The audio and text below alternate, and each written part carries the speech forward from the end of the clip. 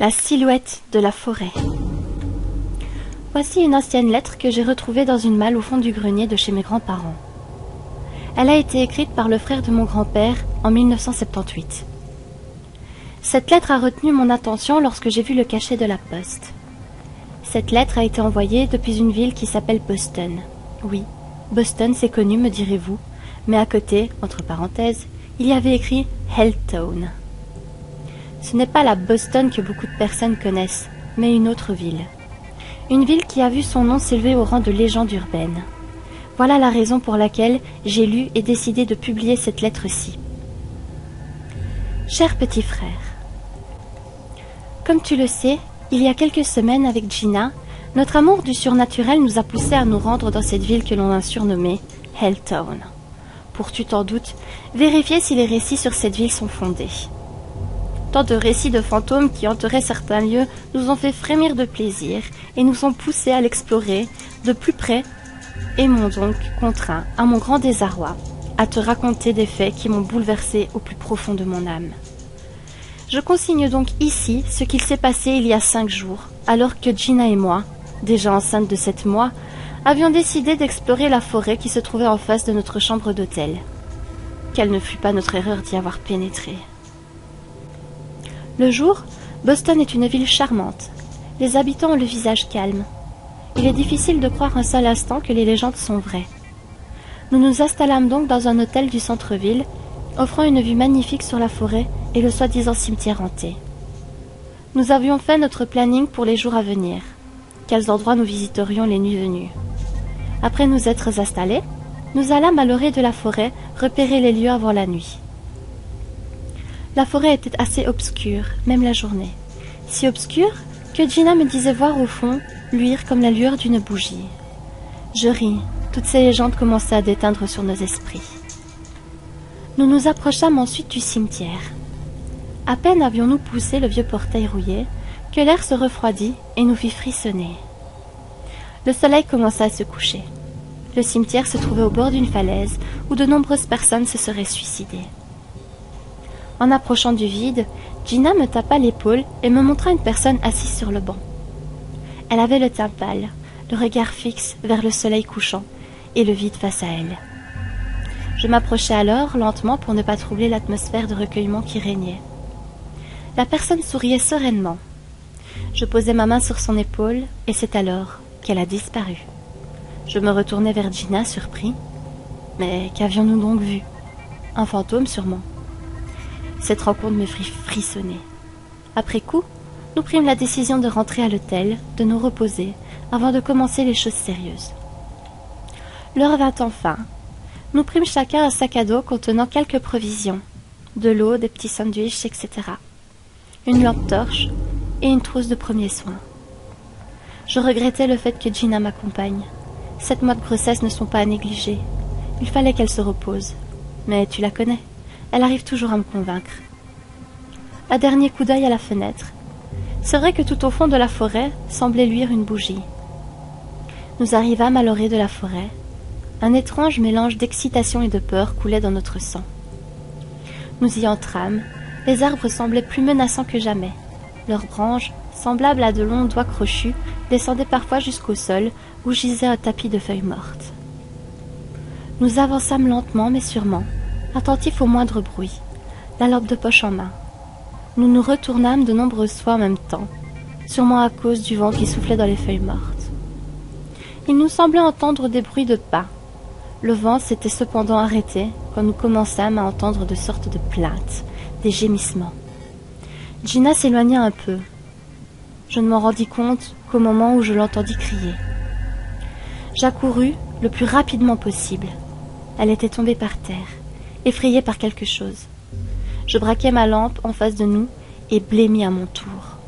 Il y avait un bâtiment, assez vieux et très délabré, une sorte d'abattoir, à en croire un écriteau. Les plaintes semblaient venir d'ici. À travers les fenêtres lourdes de poussière se disséminaient des formes, des silhouettes d'hommes. Il semblait y avoir des visages plaqués contre les vitres, des visages tordus par la souffrance et la peur, des visages maculés de sang qui semblaient appeler à l'aide. La fumée de la cheminée de cet abattoir s'élevait dans ce ciel nocturne sans lune. Les cris redoublèrent d'efforts avant d'être couverts par des bruits de scie. La lourde porte s'ouvrit bientôt, bien que paralysée d'effroi. Je relevai Gina et nous nous mîmes à courir le plus loin possible dans une direction qui nous permettait de nous éloigner de cet endroit effrayant. Nous nous arrêtâmes sur un tronc couché. Gina ressentait quelques douloureuses contractions. Je lui servis à boire et lui demandai si elle voulait rentrer à l'hôtel. Elle me répondit que non. De plus, il nous sembla que nous nous étions égarés dans notre précipitation. Soudainement, nous entendîmes des bruits de pas qui semblaient nous encercler. Je regardai dans le périmètre avec la lampe de poche. Personne. Les bruits de pas avaient cessé. Nous avançâmes plus loin dans la forêt. Nous aperçûmes bientôt la lumière de la bougie que l'on pensait être qu'une illusion. Nous marchâmes silencieusement dans sa direction. Les arbres semblaient plus menaçants, plus furieux de voir des étrangers venir troubler le calme de leur forêt. En effet, depuis que nous étions entrés à l'intérieur, nous n'avions vu ou même entendu aucun animal, ou aucun oiseau. Ce qui fit monter ma peur lorsque derrière nous, je vis 4 petits points blancs, comme des yeux, s'approcher en zigzagant entre les arbres. Je demandai à Gina d'accélérer le pas pour tenter de semer nos étranges poursuivants.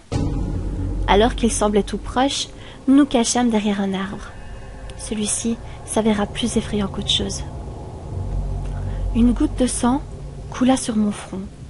Je braquai ma lampe torche vers la branche d'arbre, et là, je fus frappé de nausée. Gina détourna son regard. Il y avait un cadavre, pendu par les pieds par des fils de fer barbelés. Il était complètement nu. Une croix inversée lui était dessinée sur la poitrine, et ses yeux lui avaient été arrachés. Nous nous éloignâmes rapidement. Nous revîmes bientôt vers la lumière, et nous pûmes voir une sorte de cabane en bois avec 2 petites fenêtres. La lumière émanait de cet endroit. La lueur oscillante de cette bougie projetait sur le sol l'ombre d'une personne qui semblait normale au premier coup d'œil. Nous nous approchâmes silencieusement. À nouveau, notre cœur se souleva, cette fois en réaction à l'odeur la plus désagréable qui m'ait titillé les narines. Il y avait, posés près de la porte, 3 petits sacs poubelles.